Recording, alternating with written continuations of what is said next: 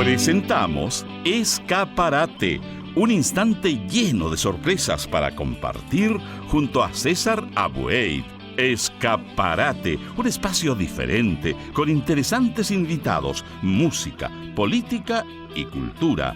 Entretenidas pinceladas de lo que ocurre en la vida diaria. Escaparate, escaparate. Muy buenas noches, bienvenidas, bienvenidos a Escaparate en Chile y el mundo. Gracias Patricio Núñez por estar en la puesta en el aire de nuestro espacio. La verdad que hoy con nuestros panelistas e invitados hay mucho, pero mucho material. Vamos a comenzar de inmediato con un dato, por favor pónganle atención. Yo creo que es súper interesante el dato que nos entrega la Fundación Sol, comenzando Escaparate. Hola, ¿cómo están? Un saludo a las amigas y amigos de Escaparate de parte de Fundación Sol. ¿Sabías que la tasa de desempleo de la población trans, travesti y no binaria alcanza un 17,8%, más del doble que la de la población general en Chile? Fundación Sol, junto a OTD Chile, presenta la encuesta Chile Trans 2023, una investigación que evidencia las profundas desigualdades que enfrenta esta comunidad en el mundo del trabajo. El estudio muestra que las barreras no solo están en el acceso al empleo, sino también en la precariedad laboral, la informalidad y la discriminación. Casi un 30% de las personas ocupadas no expresa su identidad de género en su lugar de trabajo, porcentaje que aumenta al 41,5% entre las personas no binarias. Además, personas encuestadas señalaron haber sido despedidas o haber renunciado debido al acoso y la discriminación asociada a su identidad y expresión de género. Casi el total del análisis de cifras y estadísticas económicas que realizamos en Fundación Sol es gracias a la red de donantes que mes a mes nos hace un aporte. Si deseas ser parte de esta red, ingresa al banner de nuestra página web fundacionsol.cl que dice donar. Ahí podrás ingresar un aporte único o un aporte mensual. Yo no sé si han instalado o se ha instalado, pero es una realidad la idea de que hay que meter a todo el mundo a la cárcel, que hay mucha delincuencia en el país, esto de la responsabilidad penal juvenil, hay que bajarla de 14 a 13 años. Hay un tema bien fuerte con la inseguridad en la gente, ¿no es cierto? Entonces hay una persona que sabe demasiado de estos temas, que es la abogada María Inés Horvitz, que ha tenido la gentileza de conversar con nosotros, diplomada en criminología. Desde el 2000 al 2017 fue directora del Centro de Justicia de nuestra Casa de Estudio de la Universidad de Chile, abogada del Consejo de Defensa del Estado entre 1990 y el año 2023, y está muy involucrada en este tipo de temáticas, insisto. Por lo tanto, me pareció interesante. Y como paréntesis, también está postulando a decana de la Facultad de Derecho de la Universidad de Chile en las elecciones que son, si no me equivoco, el próximo 14 de julio. María Inés Horvitz, muchísimas gracias. Lo que yo decía, María Inés, esto de que hay una sensación de que todo el mundo a la cárcel. Pregunta, ¿tenemos cárcel para tanta gente y esas cárceles además están preparadas para hacer una labor como corresponde? Bienvenida a Escaparate, María Inés Horvitz. Hola César. Mira, este es un tema que me ha acompañado toda mi vida, da la disciplina que imparto, ¿no? Que es Derecho Penal, y donde el tema penitenciario siempre ha sido un nudo crítico, por así decirlo. ¿Por qué? Porque desde que tengo uso de razón es la única propuesta que hay prácticamente para cualquier problema crítico a nivel social, que es más penas, ¿no? Más privación de libertad, más prisión, más cárcel, ¿no? Y lo que ha sido mi experiencia es que es como tratar de curar enfermedades con un solo medicamento, o sea, y que no siempre ha tenido por así decirlo, una solución. Si es lo que es, por solución se puede entender terminar con la delincuencia. O sea, si la idea del legislador es tratar de disminuir las cifras de delincuencia y la única propuesta, como digo, es la cárcel, eso significa no entender que en general todos los estudios sobre el tema muestran que es la cárcel justamente la que consolida la carrera criminal de cualquier persona que ingresa por las condiciones en las que la persona tiene que permanecer en ella, es decir, de aislamiento, condiciones a veces bastante poco higiénicas, mucha promiscuidad, eh, maltrato, etcétera, y el encierro en sí misma ya produce una serie de efectos muy irreversibles y dañinos en cualquier persona, ¿no? Pero ¿qué dice la O sea, experiencia, María Inés? Tú dices, ¿y la experiencia qué dice? Aunque no sea de nuestro país. ¿Qué la dice? experiencia es que en general las personas que pasan por la cárcel y se quedan y están en un cierto lapso vuelven a cometer delitos, porque esta es una cosa muy simple. Si se supone que la finalidad del sistema penitenciario es rehabilitar, ¿no? Y resulta que no se hace ningún tipo de rehabilitación dentro de las cárceles, no solo porque no hay plata para hacerlo, sino que casi es un privilegio poder trabajar, ¿no? Y realizar algún tipo de actividad que permita a la persona seguir, digamos, mantener su personalidad y no entrar en una espiral de decadencia, por así decirlo, personal. Todos los estudios muestran que tiene que tener algún tipo de trabajo, rehabilitador, estudio, deporte, hacer algún tipo de actividad que le permita realmente poder volver al medio libre y no cometer nuevamente delitos. Pero Ahora, tú dijiste, perdóname María Inés que te interrumpa, estamos dialogando con la abogada María Inés Horvitz, candidata a decana de la Facultad de Derecho de la Universidad de Chile, que paréntesis, las elecciones son el 14 de julio, si no me equivoco, María Inés. sí, César. Tú dijiste recién que no hay plata. ¿No hay plata o no hay voluntad política de que las cárceles tengan otra característica en nuestro país y que realmente puedan rehabilitar a las personas que por ese motivo ingresan a ellas?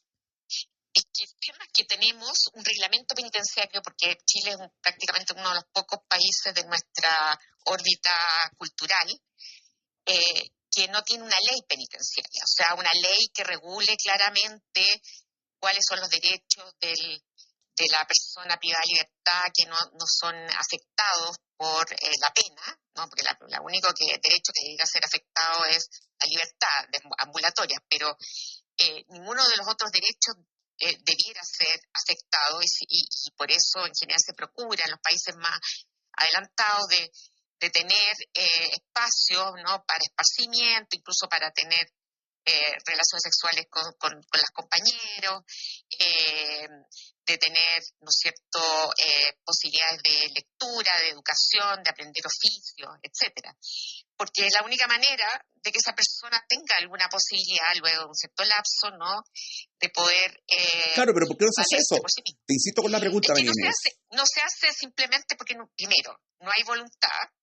Yo he estado en varias comisiones de reforma penitenciaria que no han tenido ningún éxito. El que tuvo mayor posibilidad fue la época de la ministra Soledad Alvear, donde se planteó como importante hacer la reforma a nivel penitenciario, ¿no? Hacer una ley penitenciaria y además introducir un juez de ejecución de penas que se preocupara, ¿no?, de tutelar los derechos no afectados por la pena de los internos, y sin embargo no prosperó. ¿Por qué? Porque en realidad al legislador no le interesa mucho la situación de las personas condenadas por delito, ni tampoco las personas que cumplen prisión preventiva.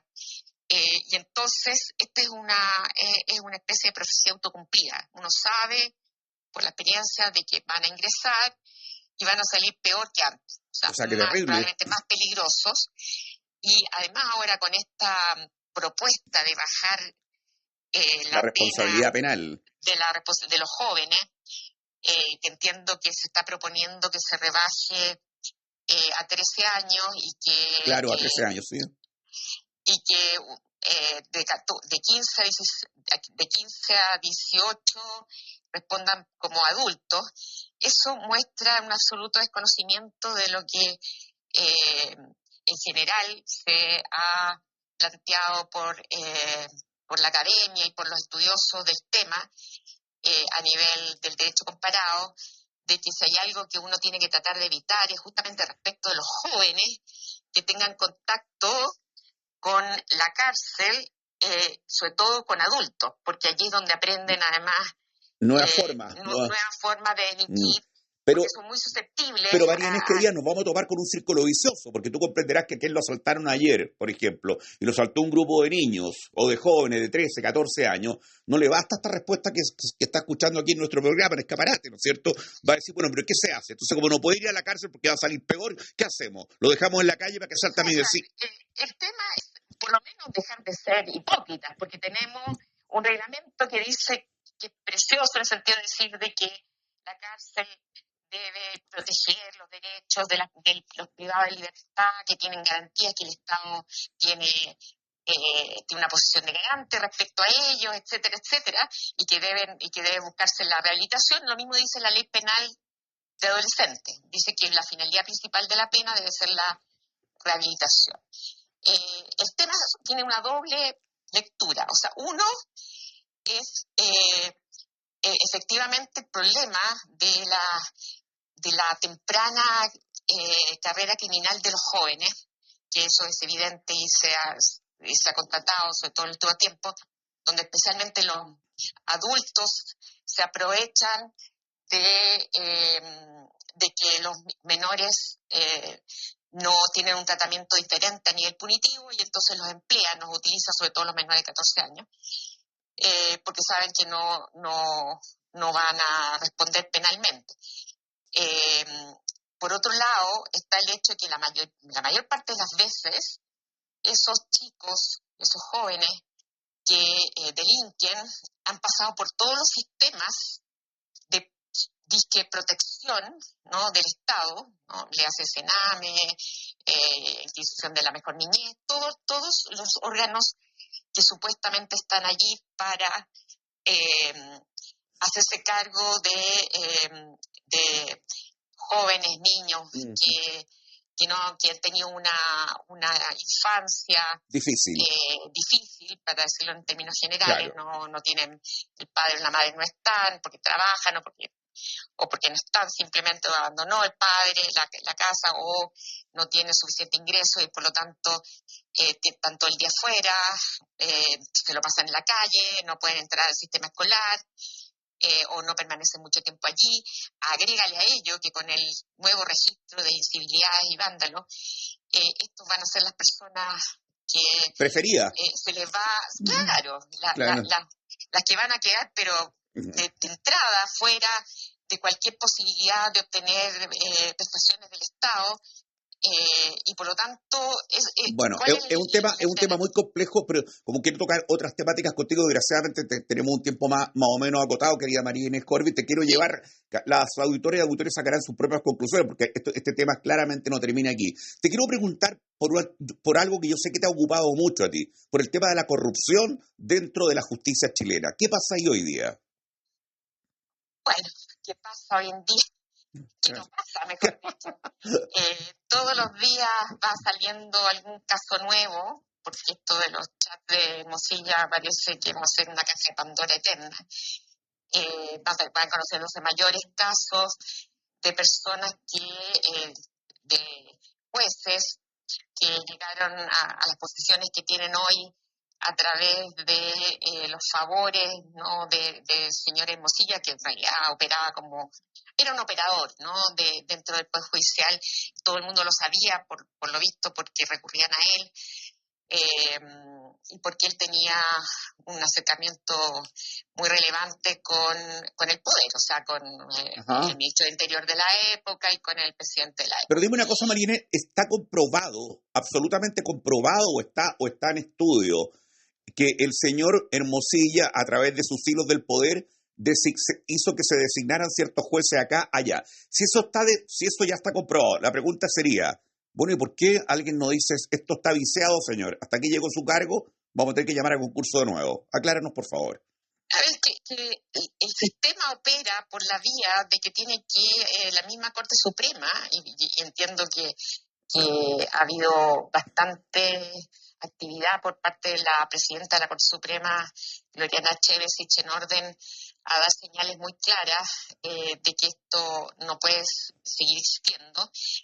Y se han abierto cuadernos no cuadernos de remoción, pero sumarios o investigaciones sumarias para averiguar, ¿no es cierto?, cuán comprometidos pueden estar algunos jueces que han salido a la palestra en el último tiempo. O sea, nuevamente una ministra de la Corte Suprema, que es María Cristina Gajardo, en que el mostrador hizo unas denuncias bastante graves en su contra respecto a un contrato donde ella tenía interés, participó incluso firmando dichos contratos que significaban respecto a una empresa que no tenía prácticamente giro, o sea, en el tema de automatización de sentencias, etcétera. O sea, se adjudicó un proyecto millonario a una empresa que la factura que emitió era la número 1, no tenía ninguna trayectoria, y aparece ella involucrada en esa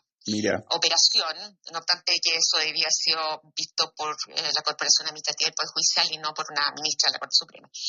Entonces aparecen nuevamente casos, lamentablemente, de verdad, porque esto es ver cómo van saliendo nuevos y nuevos casos y bueno, es decir, claramente hay que hacer averiguaciones porque puede ser de que haya alguna explicación razonable para todo, ¿no? Evidentemente el debido proceso debiera funcionar para todo el mundo, pero pero ya, que no es el único caso, es el tema también, pues no es el único caso ese. No, hay cierto y cierto. Es que también, a ver, César, el problema también es institucional, es la estructura misma del Poder Judicial, que es la que es totalmente favorecedora de este tipo de comportamientos. Porque como es una estructura jerárquica, ¿no?, donde los que están más arriba en la estructura tienen mucho poder y entonces lo emplean además para ubicar a su gente, ya lo hemos visto además con los notarios,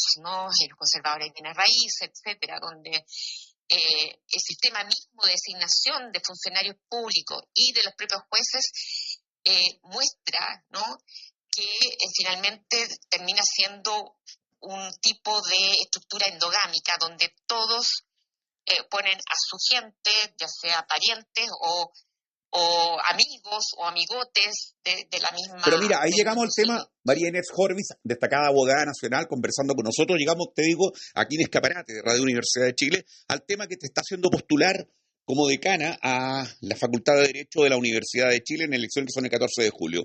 Porque si tú me quieres corromper a mí, y yo tengo clara mi ética y mi moral...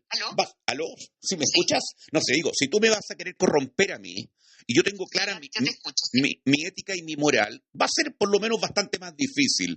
¿Cómo tú formas profesionales, estoy pensando en la Escuela de Derecho de la Universidad de Chile, con esa ética y esa moral necesaria para precisamente no caer más allá de la estructura en temas que son bochornosos? Bueno, como te digo, lo primero que yo creo que hay que tratar de cambiar, aunque no sé si eso va a significar erradicar completamente este tipo de comportamientos, pero hay que cambiar el sistema de nombramiento de los jueces, porque evidentemente este sistema es totalmente favorecedor, como te decía, No, pero en la Escuela de Derecho, ¿cómo formas tú profesionales que tengan clara su moral y su ética? Que sean a eso voy. Esto es un tema de largo aliento, o sea, significa que la Universidad de Chile tiene que tener protagonismo no solamente en tratar estos temas y denunciarlos o buscar o proponer, hacer propuestas, ¿no?, de reformas legislativas o de lo que yo estoy proponiendo es introducir clases, o sea, cursos de ética aplicada, no lectura o memorización de los códigos de ética, sino poner a los alumnos en situaciones concretas para que quede claro que hay ciertas conductas que no pueden realizar. Esto no significa, ¿no?, garantizar de que no vaya a existir siempre comportamientos... Somos seres humanos. Porque eso también depende de cómo era la ética en tu familia, ¿no?, cómo era el comportamiento de tu...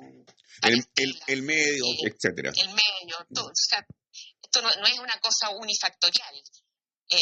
Y por lo tanto lo que tiene que hacer la facultad es tratar de neutralizar todos aquellos aspectos que hacen de que el abogado sienta de que cuando está realizando una conducta que es impropia, no haya ningún tipo de reacción. O sea, cuando uno no reacciona frente a un comportamiento impropio, como hace el Colegio de Abogados, que recién ahora, después de 2 años, expulsó a Hermosilla, eso significa que está tolerando ese tipo de comportamientos dentro de la profesión. Y eso no es posible. O sea, si hay algo que tiene que hacerse en primer lugar, es comunicativamente hacer presente de que este tipo de comportamientos no son admisibles y que además la corrupción es cualquiera sea su signo, ¿no? Yo ahí no tengo ningún tipo de tolerancia desde el punto de vista de cuál sea la ideología del corrupto.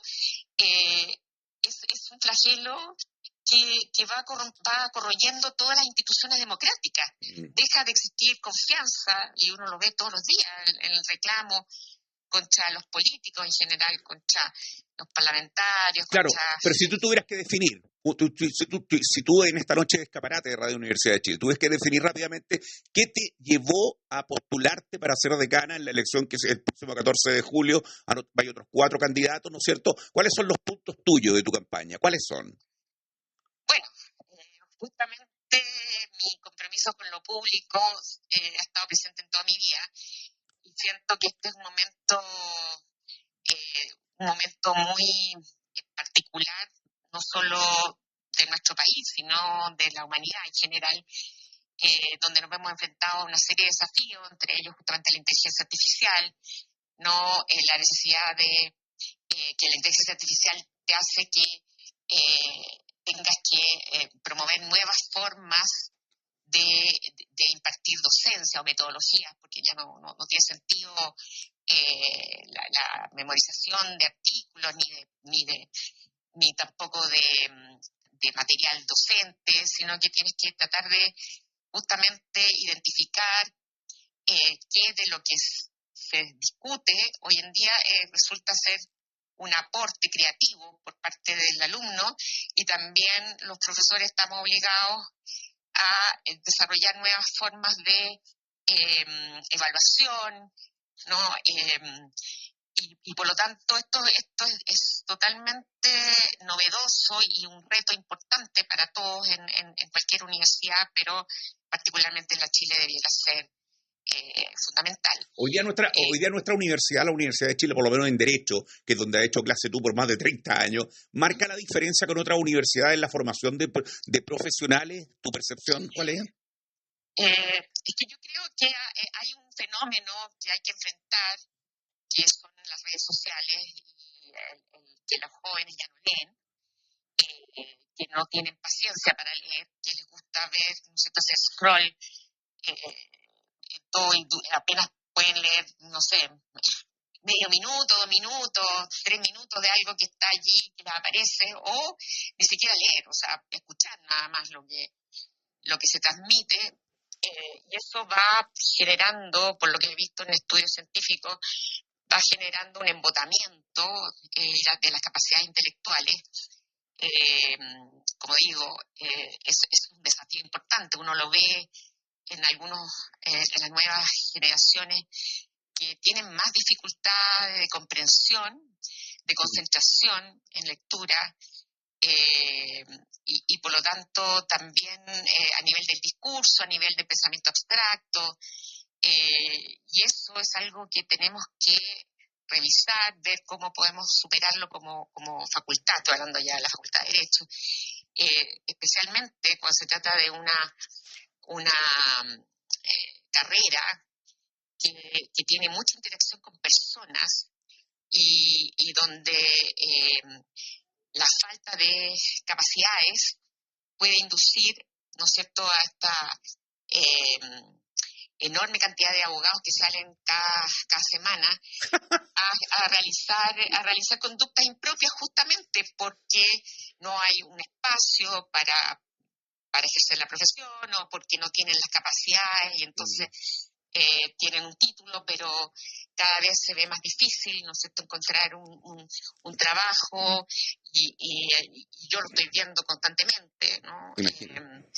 Cómo se quedan, incluso tienen que trabajar en otro tipo de cosas porque Oye, María no hay Inés, espacio. a propósito, por favor, en un minuto respóndeme esta pregunta que yo creo identificar a mucha gente. Me ha tocado estar por temas de juicio de distinto tipo y conversar con mucha gente que ha estado en juicio, que uno dice, oye, ¿qué tribunal te tocó? ¿Qué sala? Ah, te va a ir bien, porque esa sala siempre vota así. ¿Cómo es eso que las salas votan? No, estos jueces siempre votan en este tribunal que te tocó y en esta sala estáis listo, o sonaste. ¿Cómo es eso? Que haya sales que tengan ciertas doctrinas, ¿no? Como los precedentes gringos, o sea, cuando han generado una cierta jurisprudencia en un cierto sentido respecto a ciertas materias, etcétera. Eso no es algo anormal. Cuando existe esa jurisprudencia, o sea, si siempre han fallado de una determinada forma en relación a determinados tipos de procedimientos laborales o de familia o penal, uno ya sabe más o menos cómo van a fallar porque tienen, como digo, un precedente que se muestra de que ellos tienen una cierta línea. El problema no es ese, el problema es cuando uno se da cuenta, y eso yo hace mucho rato que me daba cuenta, que cuando existía un cierto abogado o ciertos jueces en la sala, yo sabía que me iba a ir mal, más allá de que yo tuviera o no la tuviera razón. la razón, por muchas, o sea, es que es terriblemente frustrante darse cuenta que uno va a perder solamente porque... Por el paladar de la persona que te tocó. Exacto, ya sea por temas ideológicos, jueces que detestan a gente de izquierda o gente de derecha. Y eso gente que tiene animosidad. Pero eso ¿cómo se soluciona? No lo declara. ¿Y eso cómo se soluciona? Si es que tiene solución María Inés Horvitz. Bueno, yo considero que, lo he dicho en todos los tonos, que yo creo que todos los jueces debieran hacer un listado de declaración de conflictos de interés. Es decir, dónde han estado, con quién han trabajado, con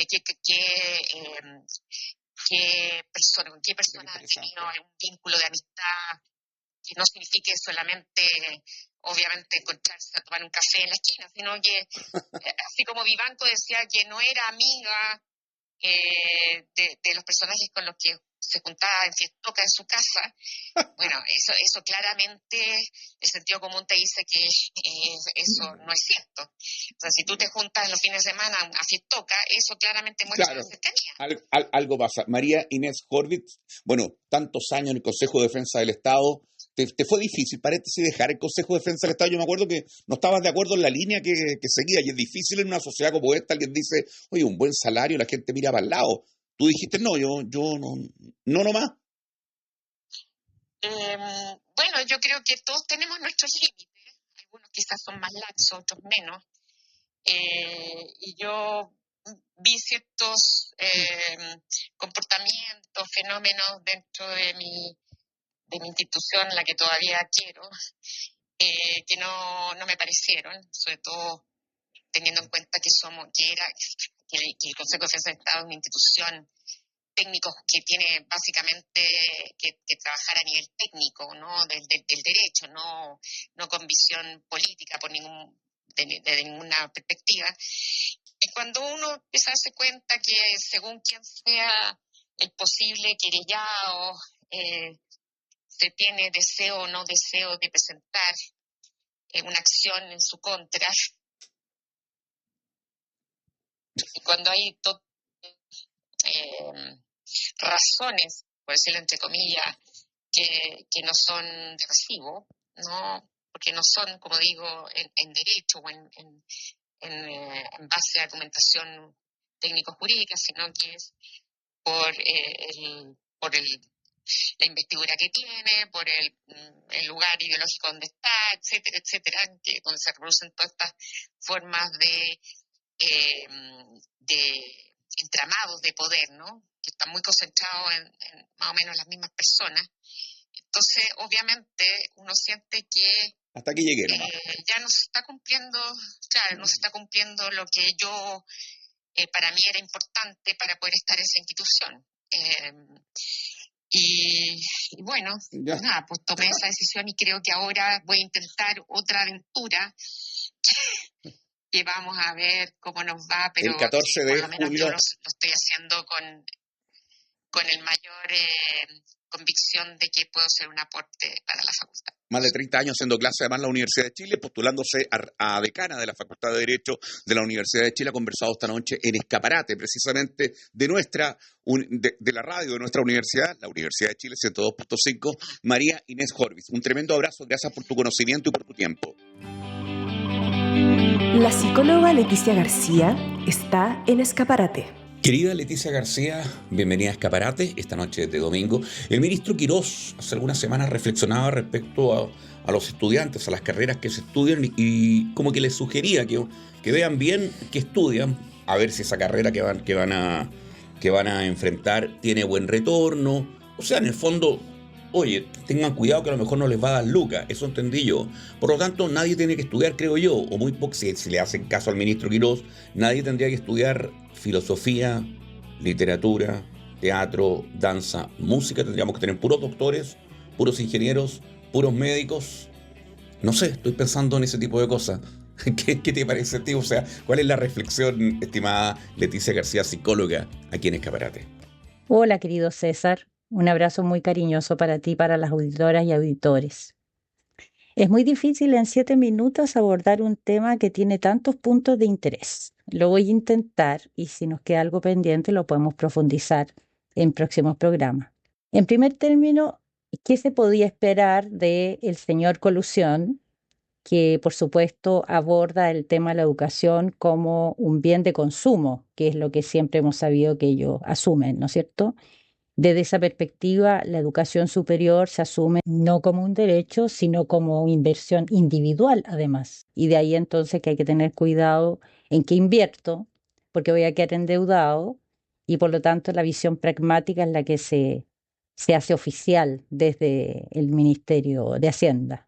Claro, por supuesto, dentro de eso elude temas fundamentales y contingentes como que se está impidiendo de que se abra el secreto bancario y sin embargo se meten en las cuentas corrientes de personas naturales sin ningún asco, sacándoles el 100% de su sueldo, que es una cosa irracional y monstruosa, que no solamente refleja indolencia, sino que es un ejercicio del poder con una imposición incomprensible que esperamos que las demandas de los tribunales protejan a estas personas que tienen deuda. Al margen de esa opinión más política y ética respecto del comportamiento de estos señores, yo creo que sería interesante, por una parte, abordar el tema desde la perspectiva de la oferta en educación.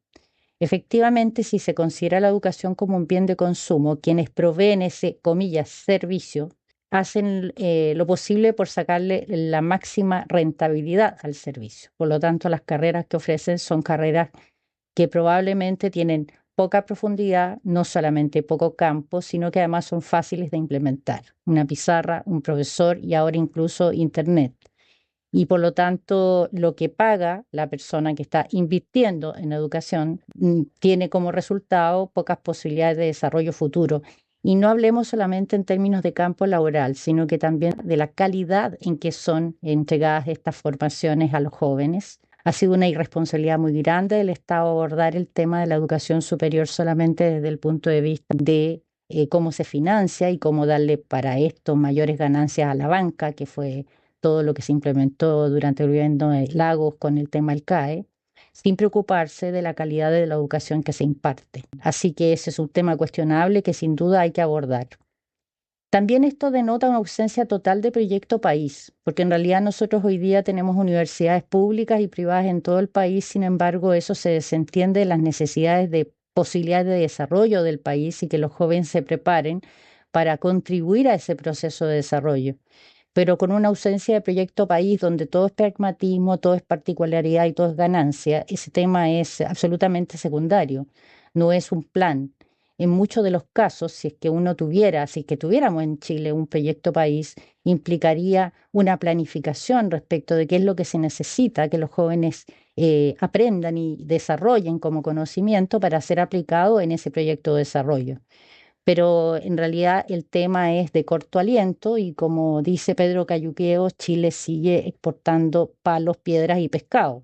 Por lo tanto, inversión en educación como para que se provoque una formación integral de jóvenes donde además puedan contribuir en un proyecto de industrialización y de mayor crecimiento en el conocimiento y por lo tanto inversión en investigación, en ciencia y tecnología no se asume y mientras no exista un proyecto de país, esto no va a suceder.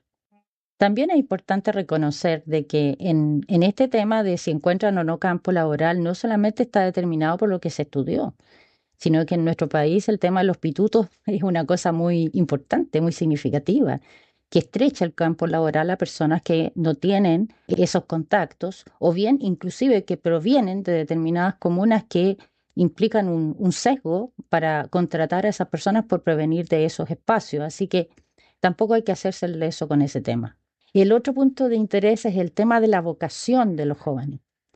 La verdad es que este tema es muy central, porque en realidad el pragmatismo reemplaza el tema de la vocación. Seguramente todos hemos escuchado muchas veces actores o actrices muy famosas que comentan cómo sus familias incluso los expulsaron a veces de su casa por querer estudiar teatro. Y sin embargo, el arte y la cultura son el alma de un país.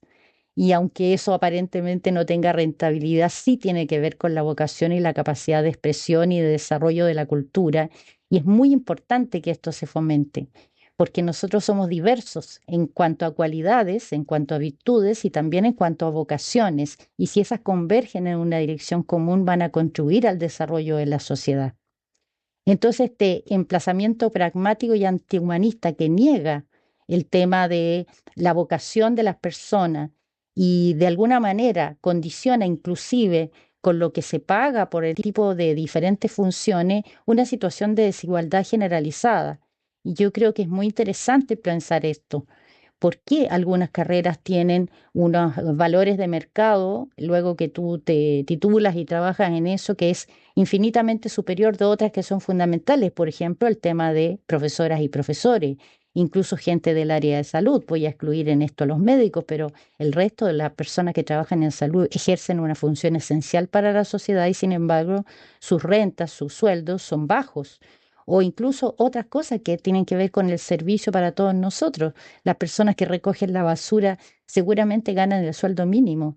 ¿Y acaso su función no es valorable? ¿Qué pasa si una semana no se recoge la basura? En realidad entra en colapso el país. Entonces, la forma en que se valoriza el aporte de cada uno también está totalmente desequilibrado y está dependiendo de estas, comillas, leyes de mercado, donde aquellos empleos menores que son empleos esenciales, como el que digo, o como el tema de los cuidados, está totalmente subvalorado. Y desde el último punto de vista que me gustaría comentar es que en realidad cuando las personas desvalorizamos cuestiones esenciales como es el desarrollo del arte, podríamos reconocer en nuestra propia historia como sociedad que personas valiosísimas que hoy día nos enorgullecen y que han empapado de un cariz profundo a nuestra sociedad, por ejemplo, son los poetas. No sé quién querría ser un poeta por ganar plata. La verdad es que la poesía es una manifestación de la filosofía de vida, de una mirada, de una sensibilidad que son vitales para el desarrollo profundo de una sociedad completa. Y hoy día aplaudimos a nuestros premios Nobel y probablemente al momento de que ellos decidieron empezar a escribir nunca pensaron que iban a ser premiados por eso, como pasa con muchas personas que ejercen el arte en nuestro país. Así que bueno, me largué un poquito, pero me parece que es un tema muy interesante de conversar, porque tiene muchos puntos de interés significativos y no queda más que repudiar comentarios del tipo que hizo el ministro Quirós. Le mando un abrazo muy afectuoso. Si alguien me quiere escribir, mi correo es leticiagarciaf@gmail.com. Lo repito, leticiagarciaf@gmail.com. Me encantaría recibir sus comentarios y sus sugerencias. Un abrazo para todas y todos.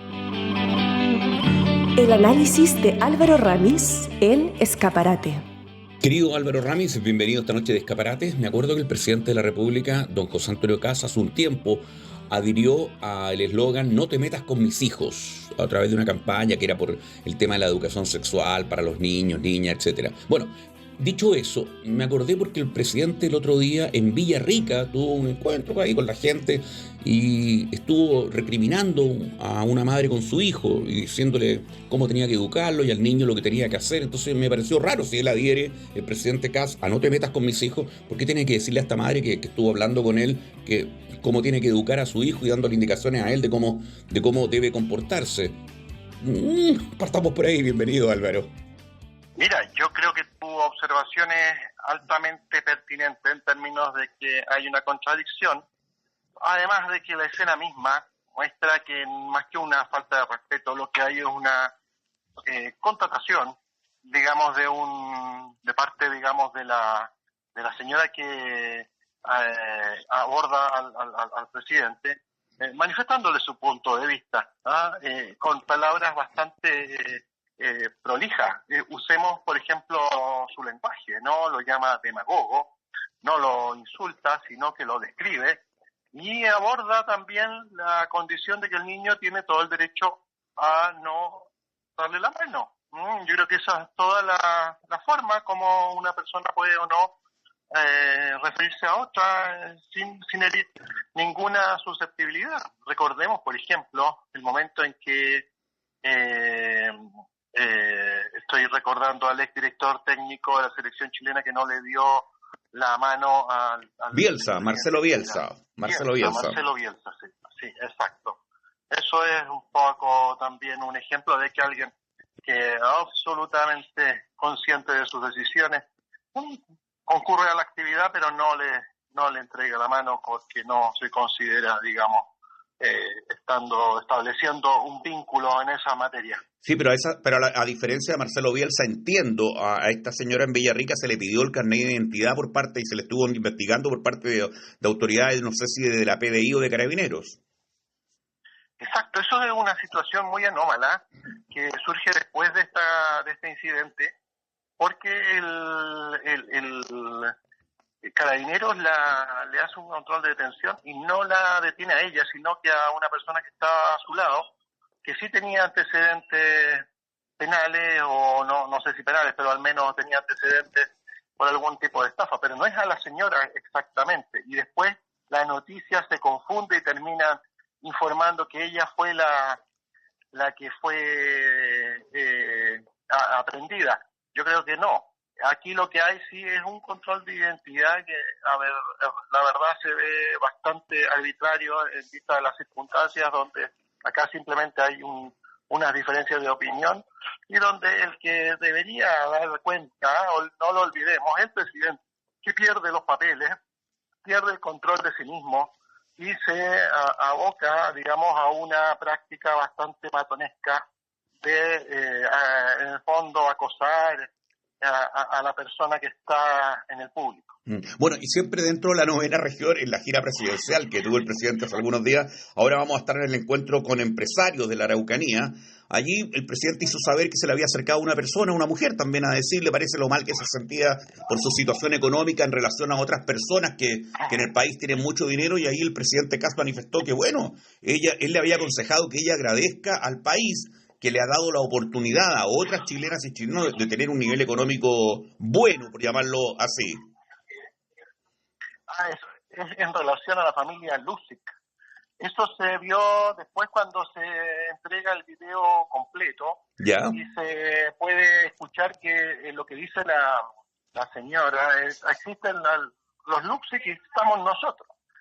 Y por lo tanto establece simplemente una desigualdad de trato que es evidente en nuestro país respecto a las condiciones de vida de personas con distinto nivel económico, y sobre todo cuando se trata de familias tan ricas y poderosas como la familia Lusic.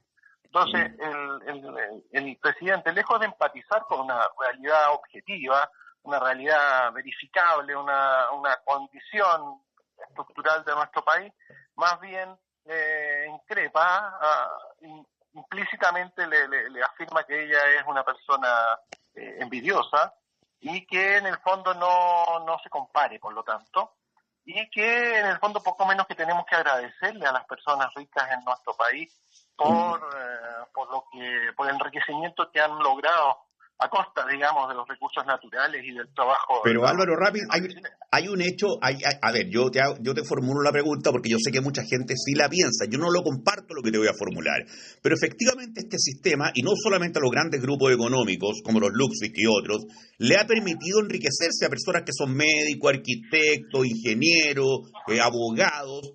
Es un sistema que ha permitido a mucha gente hacer una gran cantidad de dinero, por llamarlo así. Es verdad, por supuesto que el enriquecimiento es una variable dentro de las posibilidades de progreso humano. Hay gente que lo hace de manera honesta, pero también hay gente que lo hace de una manera en que puede ser cuestionable, sobre todo cuando uno empieza a estudiar las maneras en que se construye esa acumulación. Es algo que antes se llamaba la acumulación originaria, es decir, cómo se construía el origen de esa fortuna. El origen de la fortuna es muy clave de entender, porque una cosa es que alguien tenga más recursos a partir de una herencia o de haber acumulado de manera, digamos, bastante cuestionable dinero, o haber partido de cero y haberlo construido honestamente. Son condiciones distintas. Bueno, ya que estábamos hablando, Álvaro Ramis, de un niño, a propósito del niño con la mamá, que tuvieron ahí un encuentro con el presidente José Antonio Kast, hoy día se está debatiendo la posibilidad de rebajar la responsabilidad penal de los niños. Yo he preguntado lo siguiente, que se quiere, hoy día la responsabilidad penal de los niños y niñas es a partir de los 14 años. Se va a estudiar rebajarla a 13. Y yo me pregunto al tiro, la pregunta que te formulo, Álvaro, ¿y qué va a pasar? Ojalá no ocurra, cuando empiecen a delinquir los niños de 10 y 11 años. ¿Hay que bajarla ahí también? Claro, eso es algo que crecientemente tiende a lo que llaman la inflación penal, ¿no? Se van creando dinámicas donde, lejos de reducirse y controlarse, las tendencias penalizantes en la sociedad se exacerban y no se desarrollan políticas preventivas y restauradoras que tienen que ver con la reinserción de las personas que están infringiendo la norma o la ley para poder llevarla, digamos, a una nueva forma de convivencia. Esas son las cosas que verdaderamente preocupan hoy día en Chile, porque estamos hablando de menores de edad que van a terminar en situación más gravosa y prácticamente en un ciclo que los condena a toda su vida a ser considerados delincuentes y no poder salir de ese círculo vicioso. ¿Y qué quiere que haga yo? Te va a decir alguna auditora o algún auditor que esté escuchando hasta ahora con la gente que me asalta, por muy niños que sean, que hay que dejarlos libres para que asalten a mi vecino también. O independiente que las cárceles no funcionan de la mejor manera, yo no puedo arriesgarme que estén en la calle personas que mañana nos meten un cuchillazo, nos hacen bajar del auto, etcétera. ¿Qué pasa con eso? No, por supuesto que hay que hacer funcionar mejor lo que hoy día muchos llaman peor niñez, que es mejor niñez, ¿no? O sea, el sistema por decirlo así, de control del delito en niñas, adolescentes, hoy día no es la mejor fórmula que hay, ¿no? Tampoco respecto a lo que era Sename se ha desmejorado, a mi juicio, todo lo que ha pasado después, debido a que la institucionalidad simplemente se judicializó de una manera muy brutal en vez de atender sus causas psicosociales integrales. Entonces, lejos de mejorar Sename, se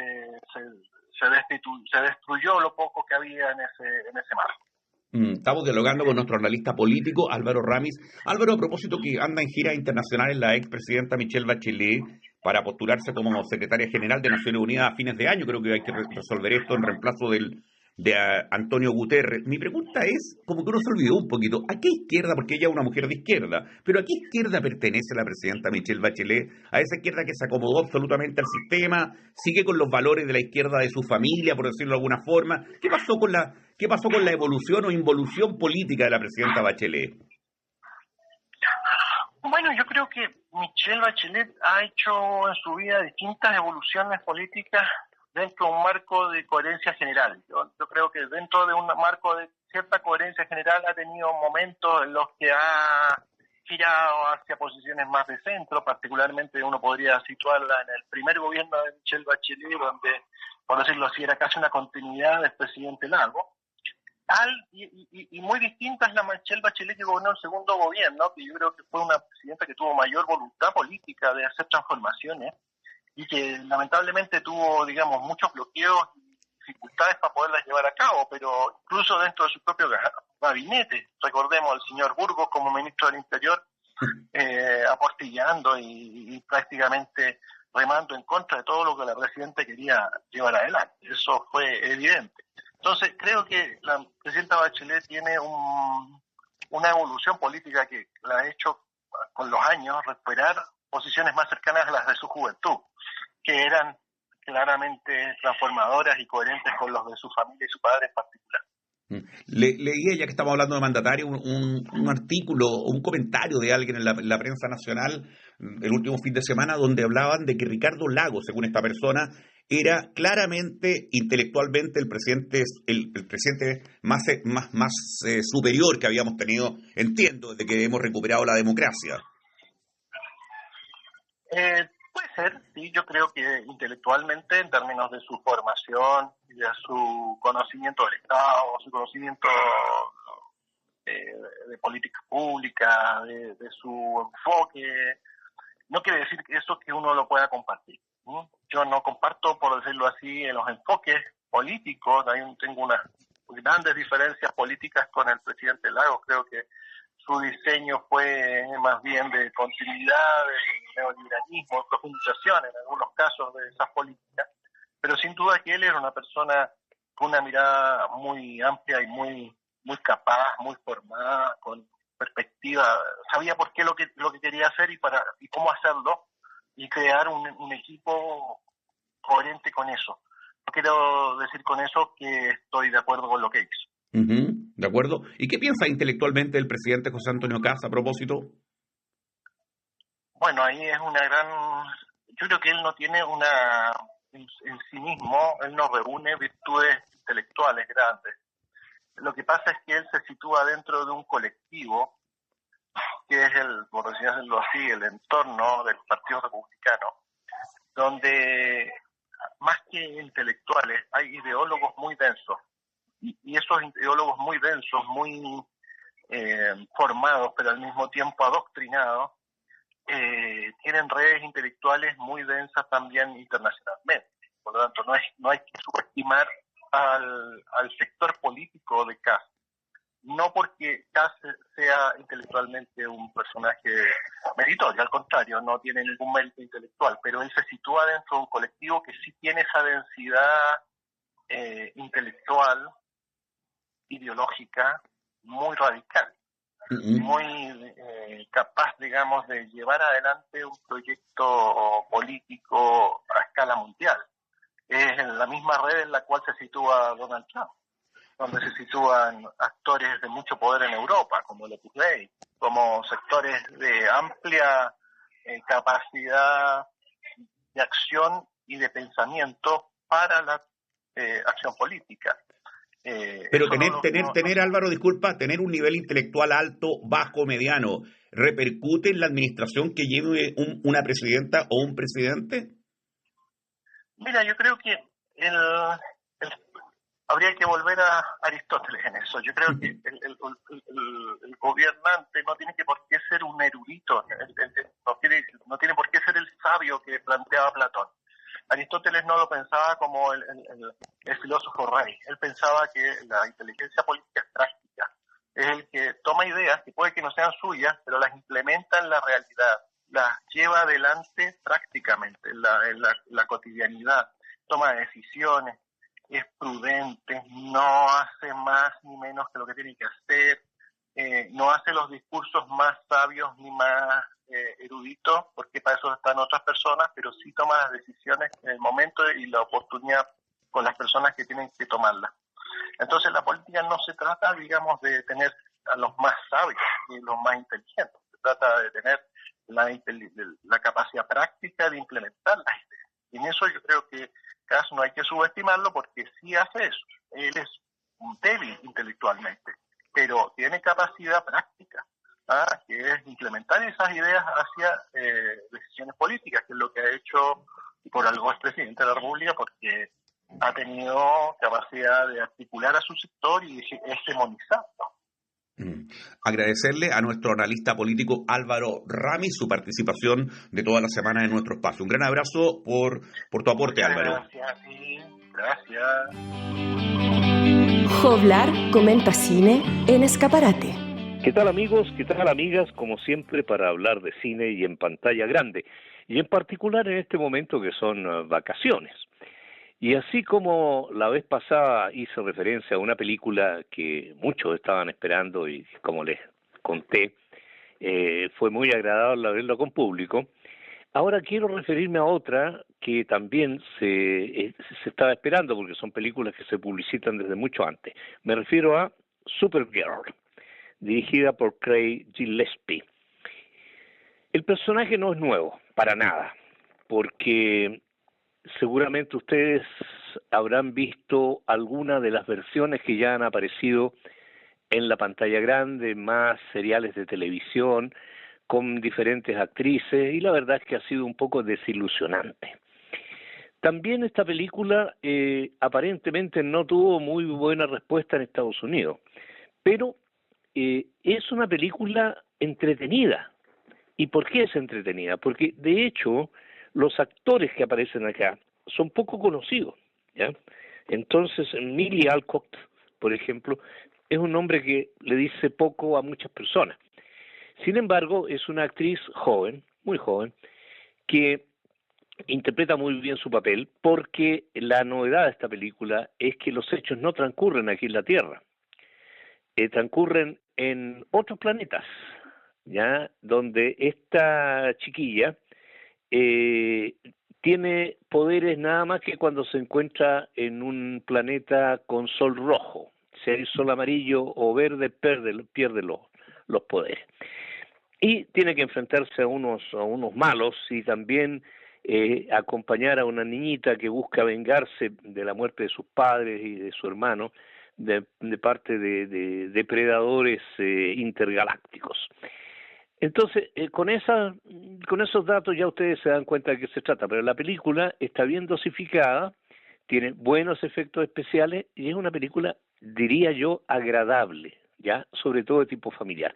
Así que la recomiendo de todas maneras, Supergirl. Será hasta la próxima. Soy Daniel Tillería Pérez y junto a Carlos da Silva hemos escrito el libro Viaje al corazón de Corpus Christi, los ejecutados políticos de Pedro Donoso 582A. ¿A qué se refiere este libro?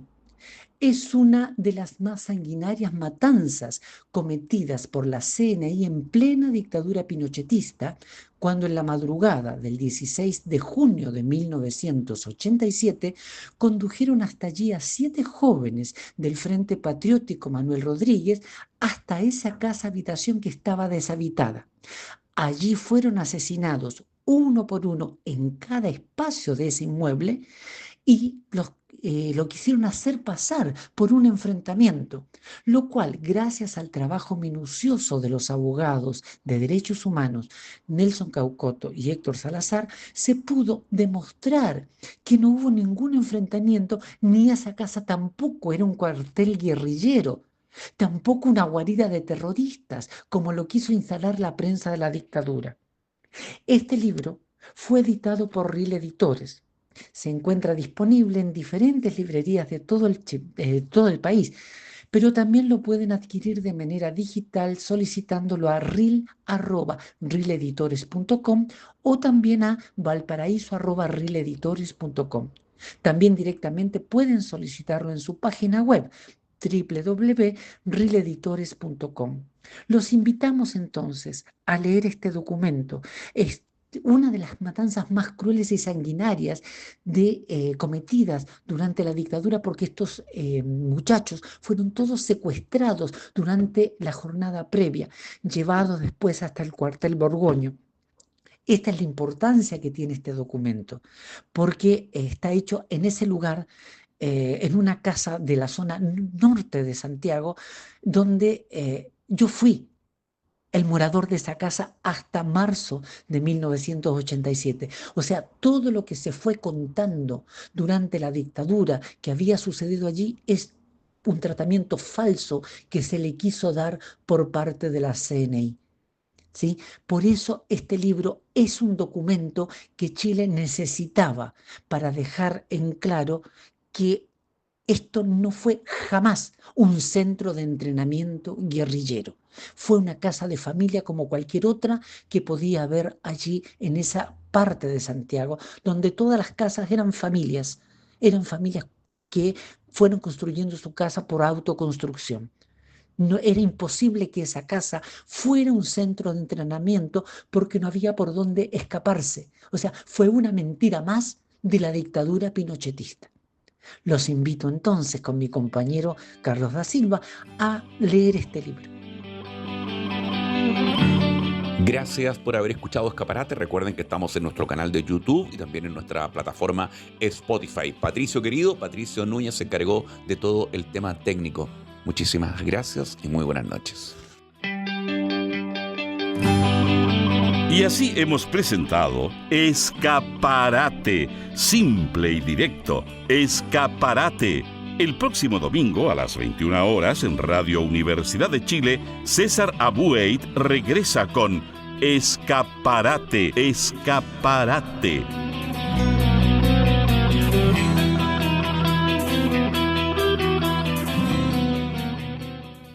Las opiniones vertidas en este programa son de exclusiva responsabilidad de quienes las emiten y no representan necesariamente las orientaciones editoriales de Radio Universidad de Chile.